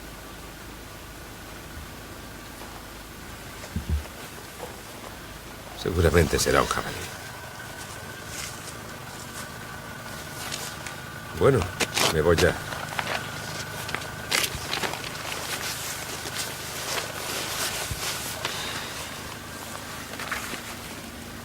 Si tengo algún problema, te llamaré al móvil, ¿vale? Vale.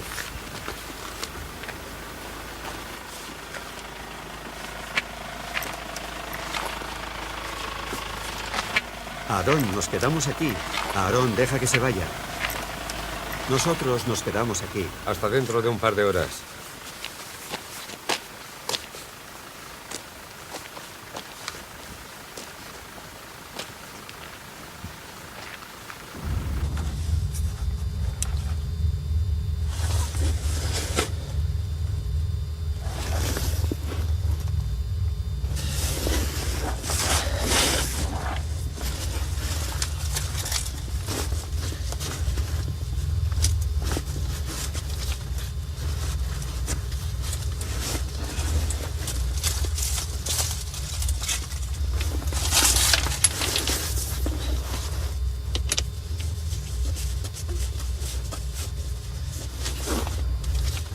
Tengo como 1 hora de trabajo.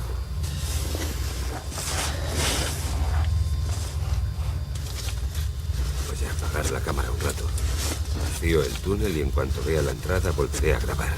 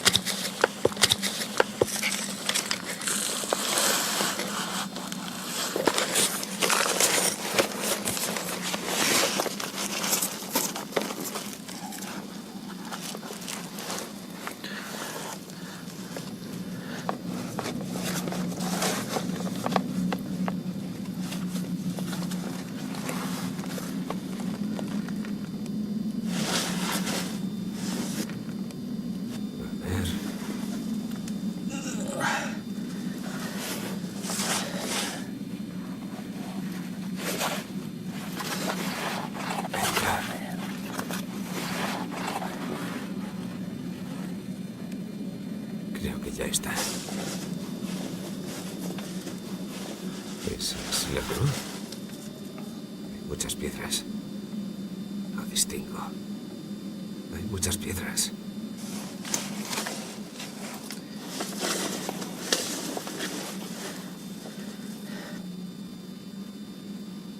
Oh, oro.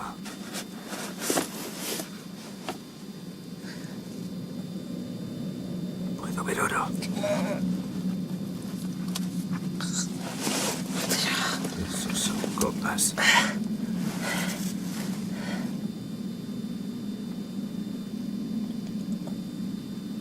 Vamos a ver. A ver si puedo levantarlo.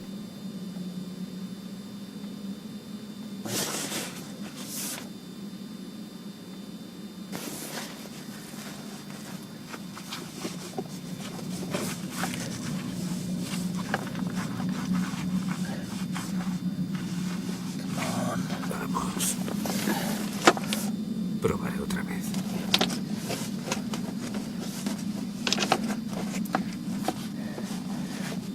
Estoy intentando levantar la tela.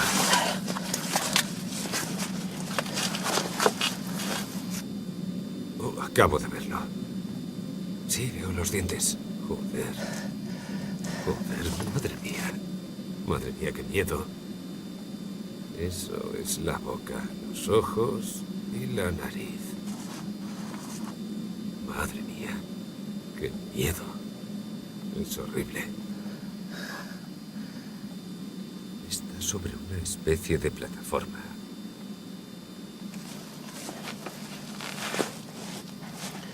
Rojiza o rosada. Oh, Dios. Joder. Vamos. Los brazos están ahí. Parece parcialmente momificada. Yo diría que aún tiene restos de piel.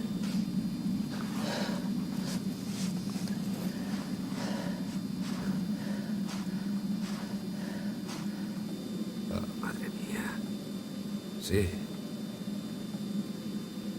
Esos son las manos, los dedos. No hay duda. Eso son los dedos. Y parece que estén cruzados, como el altar. María Magdalena. Podría ser María Magdalena. Joder, sí, eso es. Los otros dedos son distintos. Están entrelazados. Dios. No hay duda de que son dedos. Joder.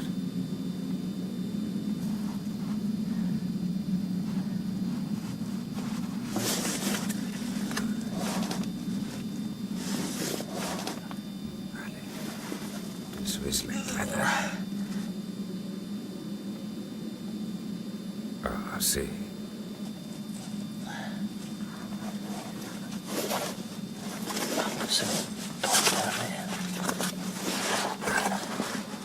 Eso es una especie de viga de madera.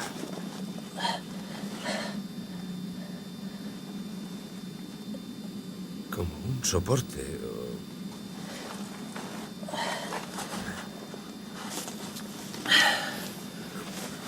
Bueno, ya está. Gracias por todo.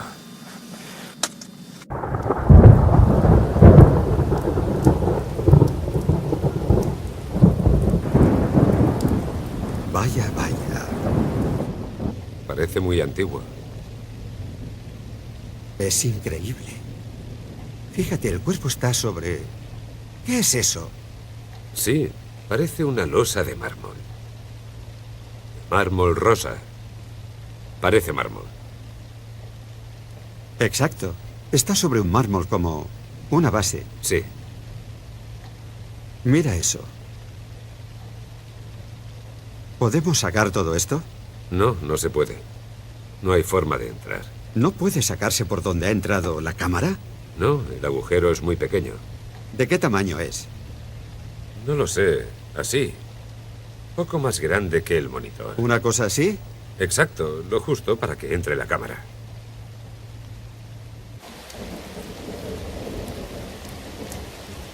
La grabación es increíble. Impresionante. Bueno, a mí me lo parece. Hay un cuerpo que está bajo el sudario. Es demasiado difícil de falsificar. Sí, puedes introducir las reliquias y podrías incluso conseguir un cuerpo que estuviera momificado. Pero ¿quién va a introducir esa enorme placa de mármol ahí? Esa tumba está en medio de la nada. Esta es mi opinión.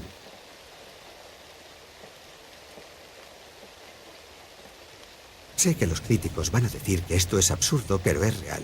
Esto es real. Existe. Está allí. ¿Nos están guiando?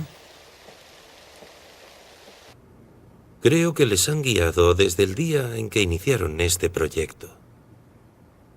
La revelación es gradual. ¿Es esa la herramienta de determinado círculo? ¿Y revelando dosis de información? ¿Nosotros somos los únicos o se está diseminando en otros? En este momento ustedes son los únicos.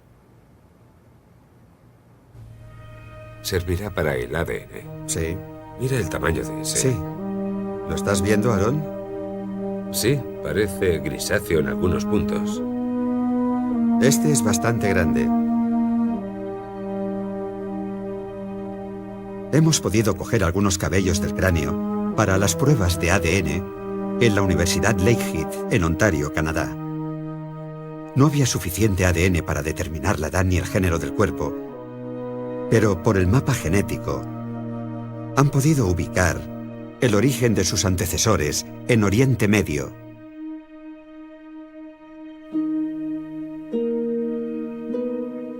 ¿Quién crees que es? Parece una mujer, por la forma de la cara. Yo creo que puede ser María Magdalena, sobre todo por los dedos. ¿Sigues queriendo hacerlo público? ¿Quieres seguir adelante? Necesito hacerlo público. Creo que eso será mi escudo de protección. Aunque no voy a desvelar la ubicación, creo que esto tiene que hacerse público lo antes posible. Ben pensaba que podría tratarse de María Magdalena, pero no estaba tan seguro. Aunque se tratara de un caballero templario o de un miembro del linaje, seguiría siendo un gran descubrimiento.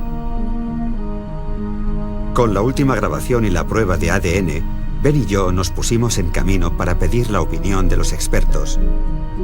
La primera parada fue Cardiff, Gales, donde residía un hombre que llevaba 30 años investigando el misterio. Esos son vasijas de algún tipo, copas, jarras. ¿Le parecen religiosas? Eso es un cáliz, claramente. Esto de aquí.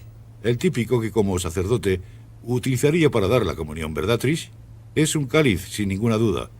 Apostaría lo que fuera, y mucho dinero.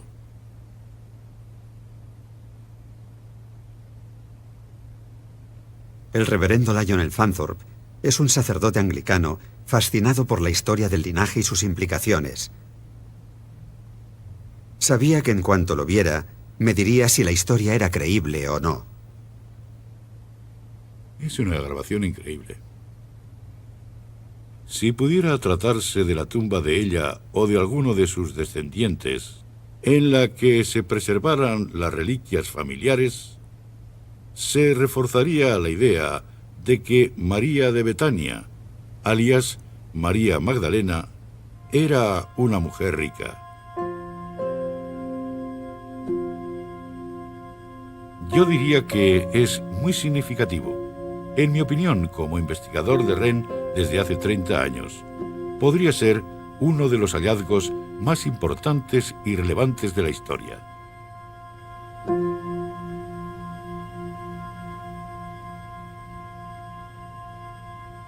Por cómo está el cuerpo bajo el sudario, no se trata de un sepulcro común. Nuestra siguiente visita fue al Dr. Aidan Dodson en la Universidad de Bristol, Inglaterra, uno de los más prestigiosos expertos en momias que recientemente ha descubierto los restos del faraón Ramsés I. Es como una capilla ardiente, ¿no? Se podría decir que está... Eso es exactamente lo que parece. Para la gente que se acerca al cuerpo. Y el hecho de que se haya alejado del mundo exterior me hace pensar en algún tipo de veneración. Viendo las piedras de enfrente, es obvio que se han puesto ahí deliberadamente. No han dejado el cuerpo abandonado. En nuestra sala de edición de Los Ángeles, le enseñé la grabación al profesor Robert Eisenman, un catedrático de renombre mundial y la principal figura en la traducción y publicación de los manuscritos del Mar Muerto. Parece muy interesante, Bruce. Es claramente un cuerpo momificado. Pero hay que hacerse otras preguntas. Hay que hacerle la prueba del carbono 14. No es suficiente con analizar un cabello y ver si el cuerpo es de hombre o de mujer y hacer todo tipo de suposiciones en base a ello. Hay que entrar ahí, hacer la prueba del carbono 14 y ver de qué fecha data. Está muy, muy momificado. Pero eso no significa que no hayan podido coger un cuerpo momificado, cubrirlo con un sudario con la insignia de los templarios y meterlo ahí. Mi duda es que es demasiado perfecto. ¿Por qué está el sudario tan perfectamente colocado para que puedas verlo? ¿Por qué con el clima húmedo del sur de Francia no ha enmohecido nada? ¿Qué opina del cofre y de los objetos que contiene? Sinceramente, el cofre me preocupa un poco. Parece demasiado preparado. Un vial de perfume, una copa... ese tipo de cosas. ¿Por qué alguien iba a meter esas cosas ahí? Las monedas, etcétera, etcétera. No tengo duda ninguna de la autenticidad de las reliquias en sí. Pero, ¿cómo han llegado ahí? Hay que investigar este tema con sumo cuidado. Hay que ir paso a paso antes de afirmar nada, porque todo el mundo está esperando para reírse de ti y hay que ser muy cuidadoso. He visto casos que al final han resultado ser fraudes, falsificaciones y farsas. Estas cosas pueden hacerse con mucha inteligencia y muchísima habilidad.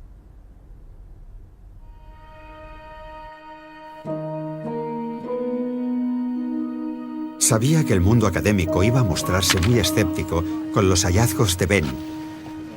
No iba a gustarles nuestra sospecha de que María Magdalena estaba bajo ese sudario.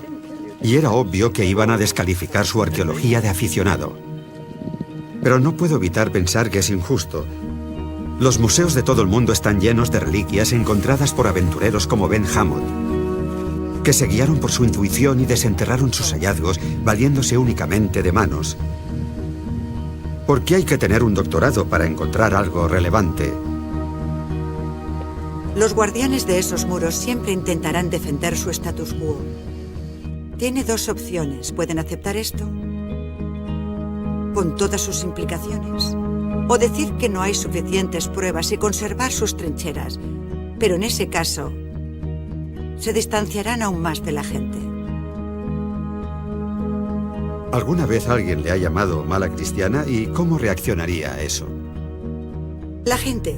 Me apena pensar que la gente crea que mi intención es atacar a la Iglesia cuando en realidad les estoy brindando un presente. Solo tienen que aceptarlo.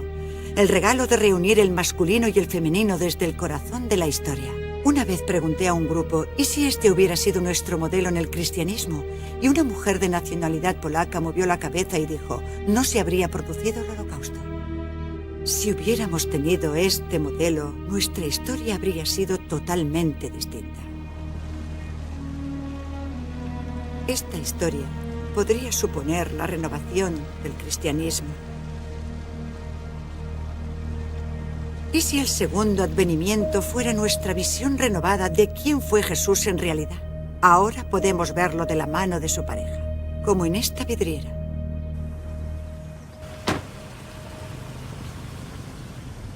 Mi última parada era posiblemente la más importante. Una oportunidad de mostrar y debatir nuestros hallazgos y sus implicaciones con un controvertido miembro de la Iglesia cristiana. Señor Spong. Sí, señor. Bruce Burgess. Encantado, Bruce. Voy con un cámara. ¿Puede pasar? Ningún problema. Gracias. Pase.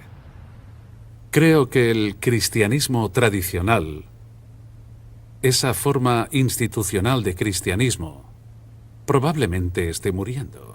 Y empiezo a pensar que dejarlo morir no es tan mala idea, porque las manifestaciones del cristianismo tradicional no son muy inspiradoras. Bendecimos la esclavitud en nombre de las Escrituras. Bendecimos el antisemitismo en nombre de las Escrituras. Consentimos que Hitler matara a 6 millones de judíos. Y también renegamos de la mujer y renegamos de los homosexuales y hemos renegado de las personas zurdas. Hemos renegado de los enfermos mentales y también hemos renegado de los divorcios. La Iglesia ha oprimido a muchísima gente en este mundo. ¿Cómo encaja eso con el retrato de Jesús según el cuarto Evangelio, en el que se afirma que Jesús había venido para que tengamos vida, vida en abundancia? ¿Esa forma de tratar a los homosexuales es darles vida? ¿Esa forma de tratar a la mujer es darle vida? Estamos en una situación de rebelión porque la gente se niega a aceptar esas definiciones, por mucho que diga el Papa. Y si la versión tradicional que se nos ha contado de la historia de Jesús es incorrecta, esa versión morirá. Pero no creo que muera la historia de Jesucristo. No creo que muera la energía de la presencia de Dios en la vida mundanal. Creo que fue un ser humano excepcional. Excepcional.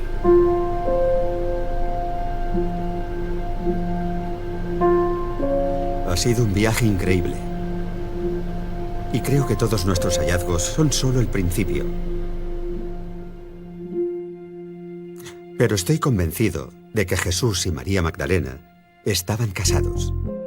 También creo que tuvieron hijos. Y pienso que María y los niños huyeron al sur de Francia, donde estoy convencido de que están enterrados. La copa y el tarro son reliquias auténticas de Jerusalén del siglo I. La tumba existe. Y sabemos que el cuerpo tiene un perfil de ADN originario de Oriente Medio. Y por supuesto, lo que hay tras esa entrada sellada podría ser el mayor descubrimiento de la historia. Puede que el tesoro se robara en Jerusalén, pero no sabremos más hasta que se haga una excavación. Hemos hecho cuanto estaba en nuestras manos, pero reconozco que creo que es posible que esos hallazgos, sobre todo el cofre Y puede que incluso la tumba se colocaran allí para que Ben y los demás los encontráramos. Lo cual no significa que sean falsos, solo implicaría que alguien con un claro guión quiere que ese material salga a la luz. ¿Pero quién? Creo que el jurado sigue siendo el Priorato de Sion. Puede que la organización sea real o simplemente la fachada de otra cosa. Pero Nicholas Haywood me dijo algo que me ha tenido pensando por más de un año. ¿Tiene infiltrados en Roma? Sí. ¿Son miembros del Priorato? Sí. ¿El Vaticano los conoce? Sí. ¿Y por qué no los expulsan? Hay gente a la que no se puede eliminar.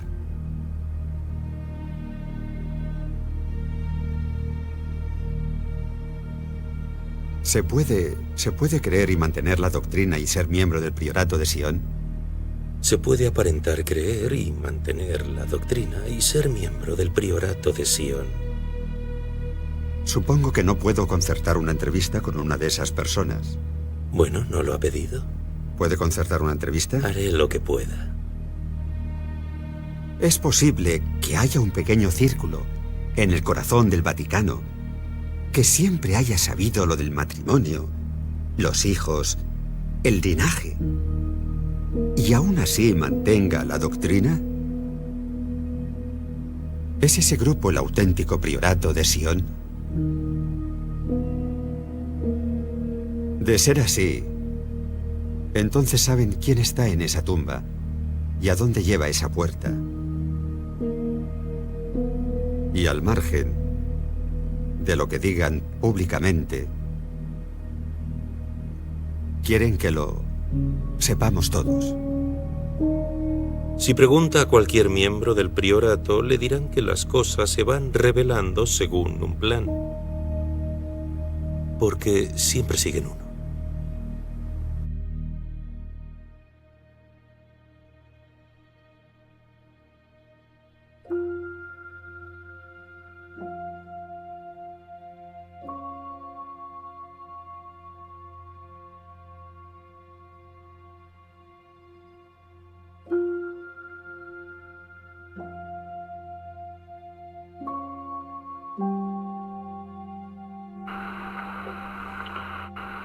Me gustaría sugerirle, y digamos que solo estoy pensando en voz alta,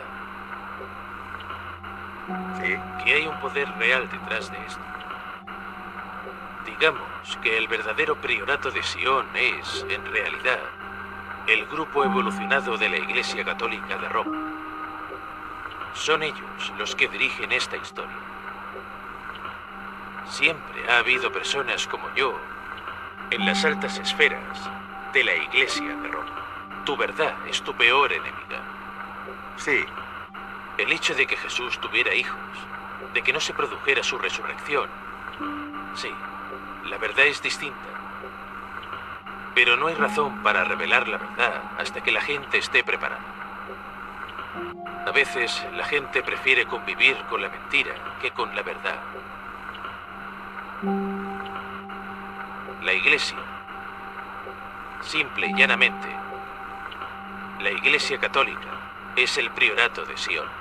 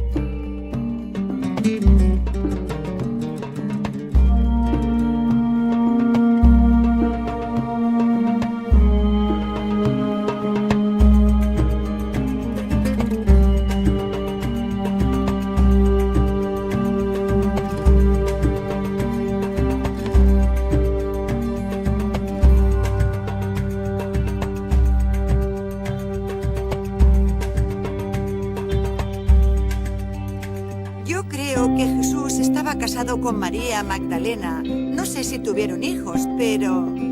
Yo creo que Jesús era un hombre y como tal pudo enamorarse de ella, así que sí me parece una posibilidad. Si estaba casado con ella, habría que preguntarse si todo lo que hemos creído hasta ahora era cierto o era una farsa. Los evangelios se escribieron siglos después. Los evangelios no son historia auténtica. Yo creo que sería algo positivo, porque acercaría al mundo actual todo el concepto de Jesús y la religión. Lo haría mucho más accesible a todas las personas. Si algún día se demostrara, no me sorprendería nada. Es una posibilidad que contemplo y con la que podría convivir. Yo vería bien que hubiera estado casado porque vino a transmitir amor. Y si se enamoró de una persona y estuvieron juntos y se quisieron, lo veo bien. Amar a alguien no es ninguna cosa mala. ¿Casado? ¿Jesús casado? Ni de coña. No me lo creo. Eso es imposible. Un disparate. Si fuera cierto, seguramente lo pondría en la Biblia. ¿Tú qué crees? Imposible. ¿Qué va? Tendría un impacto enorme en el mundo. Creo que mucha gente religiosa empezaría a plantearse lo que dice la Biblia y su forma de pensar. Yo creo que generaría mucha controversia, pero yo diría que básicamente la verdad es la que es, y la gente debería intentar averiguarla, al margen de lo que les gustaría pensar. Si Jesús y María estuvieron casados, se desmontaría el concepto de sexo tradicional según la Iglesia Católica. Habría que reescribir la historia.